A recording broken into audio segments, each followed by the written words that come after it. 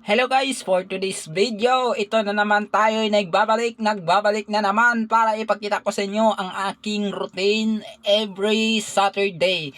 So itong aking gawain pala guys, ako ay naglilinis palagi sa aming pulpit dito sa aming church.